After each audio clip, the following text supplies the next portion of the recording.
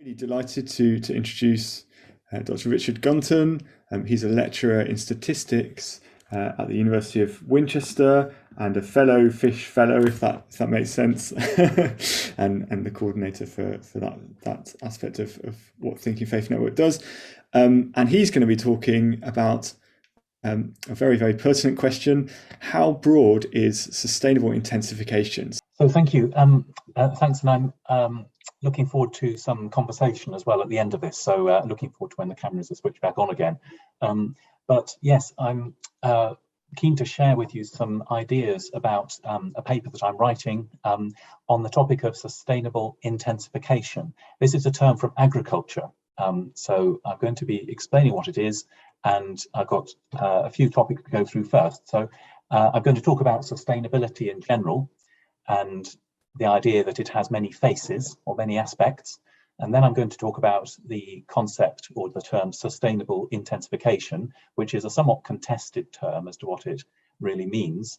But this is quite interesting because it means there are different visions for it in terms of how farming and food production should evolve into the future. And the talk we heard earlier from Joseph is a good example, I think, of sustainable intensification in some ways of seeing it. And then the final question: how broad is sustainable intensification? I'll explain what I mean by that. So sustainable is probably a watchword of our times, isn't it? It's almost the new word for good. And it's a sort of buzzword that we hear a lot, especially in the business world and in politics, policy development. If we ask what it means, but of course, you can always turn to the nearest dictionary, just for starters. And of course, a basic meaning is just that it's able to be sustained, something that can continue for a long time. But it has come to have this ecological kind of meaning quite strongly, something like conserving an ecological balance, perhaps, maybe something about not depleting natural resources. And then there's closely allied with sustainable, you often hear about sustainable development. And there was a canonical, a sort of landmark definition of sustainable development from something called the Brundtland Report about 35 years ago, about meeting the needs of the present without compromising the ability of future generations to meet their own needs. And I should think that many of you have heard that definition bandied about, sometimes just for the very concept of sustainable or sustainable development. But of course, that definition, I think it's quite helpful and quite good, but it does evoke lots of other questions, like what are needs, and how could we possibly know what the needs of future generations might be, and what sort of compromises might be acceptable or not, and that sort of thing. So sustainable is already a term with potentially lots of different meanings. Now, I'm partly inspired in this work by this book, Evaluating Sustainable Development in the Built Environment, which was published 10 years ago or more by Peter Brandon and Patrizia Lombardi. And I was introduced to this book by Andrew Basden, who's also been a mentor and very much involved in some of the work I'm talking about. And they were focusing on, as you can see, the built environment, architecture and town planning and things like that. But it was quite an interesting approach because they used the framework of reformational philosophy. They used a set of different aspects of sustainability that they drew from the work of Herman Dooyeweerd. And I found that quite interesting and helpful. And I've tried to build on that in some ways in some of the work that I've done since then, and work that I've done with some other people who are with us here as well, Elena and Joseph. So this framework of reformational philosophy suggests that there are always different aspects to anything, really, and it's famous for having 15 different aspects of reality, and some of these aspects, at least, can be used to think about goodness. And I'm wanting to talk about goodness because I think sustainable is used to mean good. It may be a bit more specific than just good in general, but it's almost come to stand in for the right thing to do. And so I thought it'd be interesting to step back and see how many different kinds of goodness we might be able to think about, and whether this framework helps us to think about more than we would have thought of otherwise. So Dooyeweerd himself said that you shouldn't look for goodness until you get part of the way through this list of aspects, and you start at the bottom, and there are some at the bottom in the pink section which I'm not mentioning because they don't have goodness associated. But when you get to this biotic aspect about life and living processes, then there's certainly concept of health and survival and very basic biological ideas. And in the right-hand column, I put some of the sorts of values that get discussed in our society, which might map onto some of these aspects. So for now, I'm just thinking about different kinds of goodness. You might think of them as modes of appreciation, ways that people appreciate life or things, or about values that they then attach to those aspects. So there's basic biotic health and life and maybe safety. There's sensory goodness, which is probably to do with comfort. There's analytical goodness, which is a bit different, but it's to do with dividing things and analysing things correctly. It's what we have to do for academic study. There's formative goodness, which is to do with history and progress and development. And then there's symbolic goodness. In the symbolic aspect, we can think about whether things are meaningful in ways that are clear or significant or formative. Social goodness, I think we all know what that feels like. A good, healthy society or group or group of friends. Economic goodness to do with efficiency, not always profitability, but efficiency. Aesthetic goodness to do with beauty. Dural or justice goodness, very obvious and prominent one. Ethical, which is to do with love and care. And then the final aspect, which is often called pistic or certitudinal, we call ultimate here, which is to do with ultimate values, ultimate beliefs, and indeed our religious orientation. Now, there's a lot of bits and pieces in there, so let me just unpack this in a couple of different ways, because I thought, why don't we pause and think about biblical Christian ideas of goodness? Because Doivier's philosophy was supposed to be a Christian philosophy, not that it would only be interesting to Christians, but that it was inspired by Doivier's Christian faith and his expectation that that should make a difference to how he would see the world, how he would study the world as a philosopher, first of all, also as a lawyer, which is what else he was, or a legal scholar. So I just thought there's a couple of Bible quotes at the bottom here, because there are quite a lot of places, you might think of others, especially in the New Testament, where there are lists of good things, and they often come in lists that are quite diverse, really. So let's look at the bottom one, the fruit of the Spirit, love and joy. And they're not the same thing, they're both good, and peace, and then patience, forbearance, kindness, goodness, faithfulness, gentleness and self-control. And they're all very different, and it would be, if we had a bit more time, it'd be fun to see if these can sensibly be attached to some of those aspects. I think love and love is an easy one, it's there, but self-control, where is that? Is that something to do with our formative control of ourselves, perhaps, to be free, faithfulness, and so on? So whether or not, it's not to say that we get these different aspects straight out of the Bible, but they do, I think, enable us to see the world in a different way, and a way that preserves the diversity of it, and think about goodness as a many-sided thing. This is another diagram I made some time ago, thinking about how there are so many different kinds of goodness that we might be called to, starting back with basic logicality. We don't talk about that much, but it's not good to be illogical or make mistakes. The goodness of progress and development, of clarity and social, economic. Again, you see it's the aspects. And of course, somehow I think to be a Christian is to seek the wisdom of Jesus in how to keep these together. At least you could see that as part of what it is to love the Lord our God with all of our heart, mind, and soul and strength, and what it might be to live in the light of the coming kingdom of God. There's a lot more to it, of course, than values, but it surely doesn't mean anything less than maintaining good priorities in a wise, loving way. So I just throw that slide in as a thought-provoking one, I suppose. You might have some comments about it later. But back to sustainability, or back to goodness, and then let's think about sustainability in the same set of aspects. So with a little bit more focus now on the environment, perhaps, and on global systems of ecology and society. After all, sustainability has sometimes been said as a sort of triple bottom line of environmental, economic, and social concerns.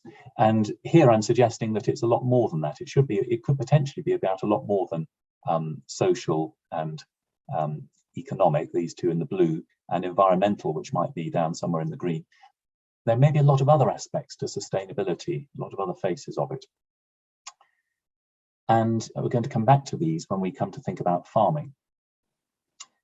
So next, what is sustainable intensification? Well, this is a term that's been used a lot in literature, scientific literature, and policy and development literature. This graph shows the number of scientific or academic journal articles which include the term sustainable intensification in their title or abstract. And you can see how I think 1997 is often considered to be a key starting point for this concept, but it really took off, as you can see in this graph, in the 2010s. And there was this huge growth in the number of papers being written about sustainable intensification.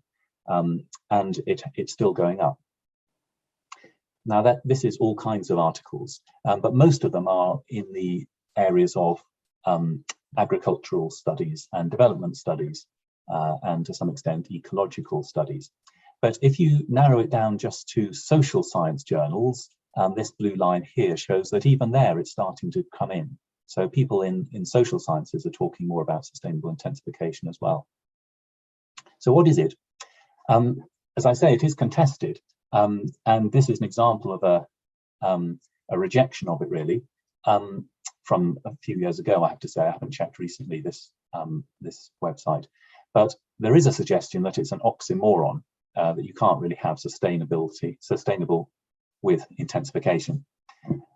Maybe the two terms just don't fit together at all.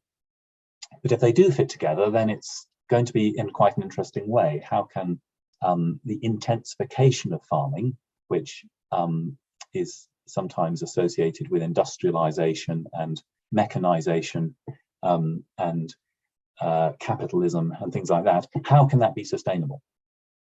So about 5 years ago, I was involved in putting together a comment piece which got published in this journal Nature Plants about sustainable intensification, which I wrote with a few colleagues. I later discovered that one of them was a Christian, but that wasn't prominent in our discussions.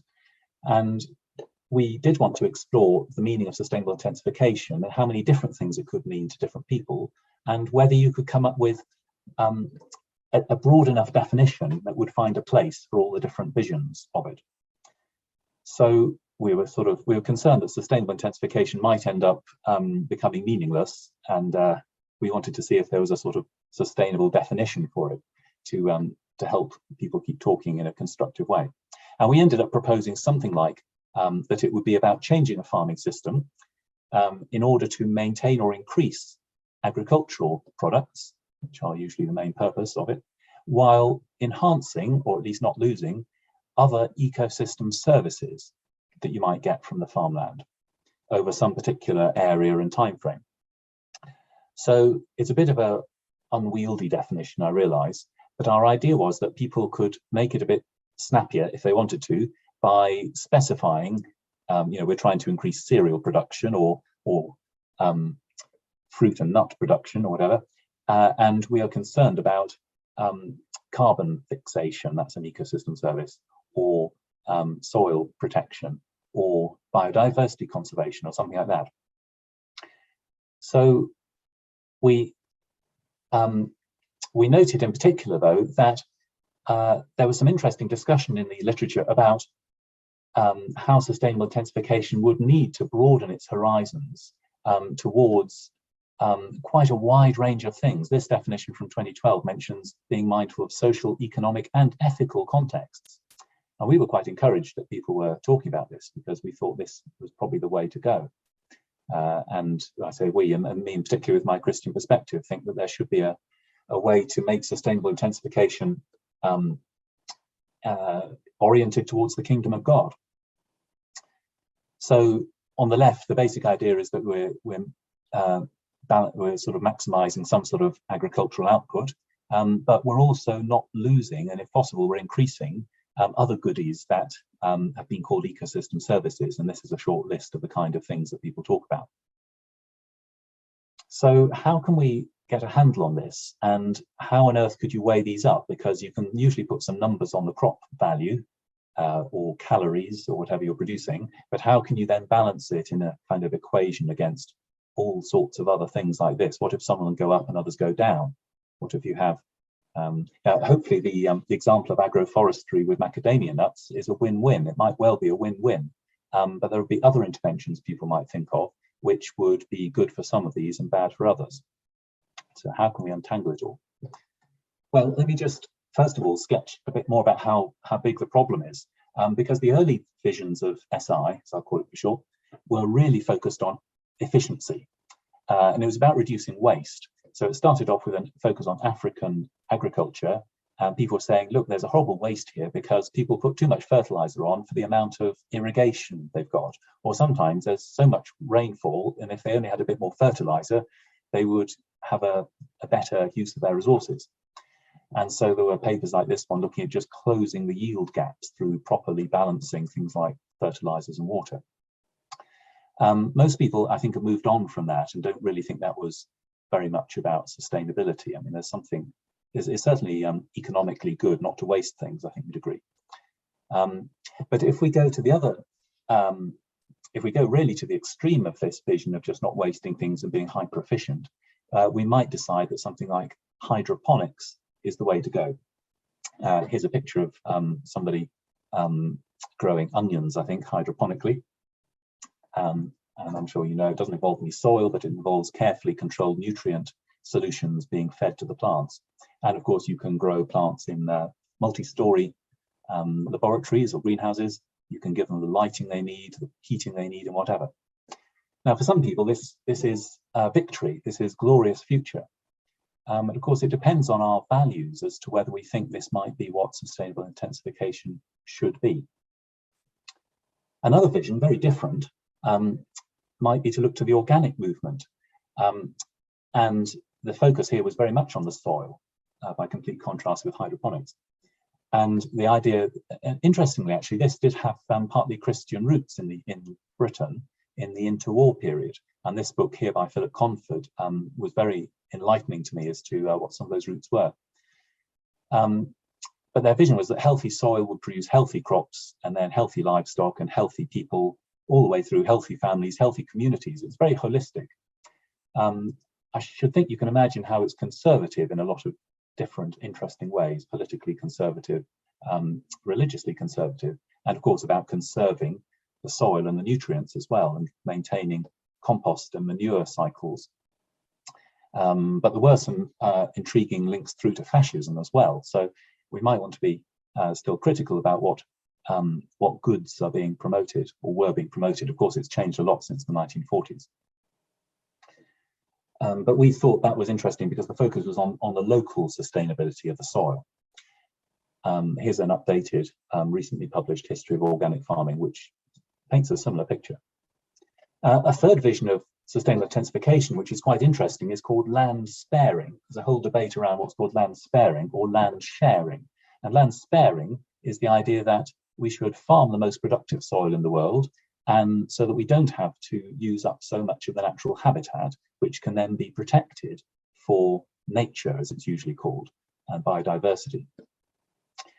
So this is, there's a lot of debate and discussion about this.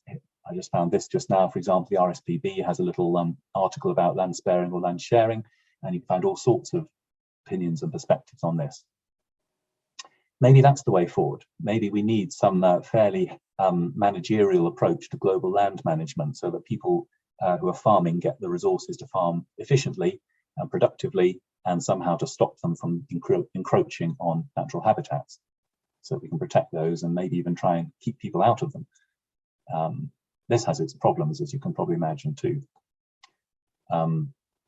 Okay, so we moved on to try and fill out a kind of grid with all the different visions that we could see in this review we did before, starting with agronomic efficiency, which we said is barely worthy of the term, sustainable intensification. You're just interested in this field and right now, not wasting things. But if you're interested in the long term, like the organic founders always were, then you've got a kind of sustainability over time. If you're interested more in how we use global space, global land area, you might be keen on land sparing or maybe land sharing, and you've got more of a global view. But we felt that there's something even better if you can get into the top corner of this diagram and keep everything on the page. And the question was really, what is it that gets you to that sweet spot, that best kind of sustainable intensification? What sort of things should you be thinking about? And in that article, we focused on ecosystem services. And for example, you could suggest that these words in green are all supposed to be good things that farms can deliver, which we want. And by adding more of these in, you get yourself more towards the top right corner of this sustainability diagram.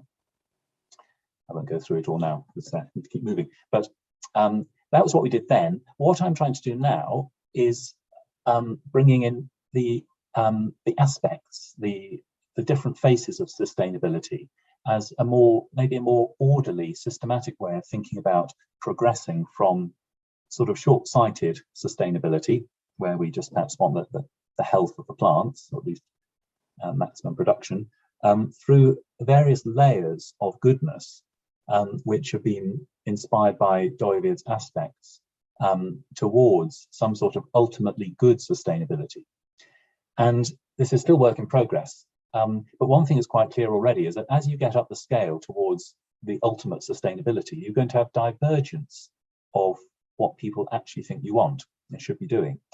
Because, and Doivid would expect this, the Reformational approach assumes that as you go up the scale of aspects, there's more scope for people's faith or ideology to shape how everything looks. So we can start to see why some people would say that hydroponics is the way to go, getting rid of soil and growing all the plants indoors, perhaps. If we think about how they might, what sort of vision, a worldview is shaping farming. And other people would say the organic movement is the way to go. Other people would say that land sparing is the way to go. And within all of those, there are going to be lots of particular policies and proposals, agroforestry, leaving more field margins, growing different kinds of crops in combinations, using more human labor on the farm, shorter supply chains, less packaging. There are so many different visions for what sustainability could look like. So this is really where I got up to. And that's pretty much where I'm going to leave it. So this is still work in progress, but I hope that maybe you'll have some ideas to throw in the mix, and I'll be able to report back at a later date with a bit more of a conclusion. So I just want to thank a number of people who fed into this and previous projects in this area. And yes, ask for your questions and comments. Thank you.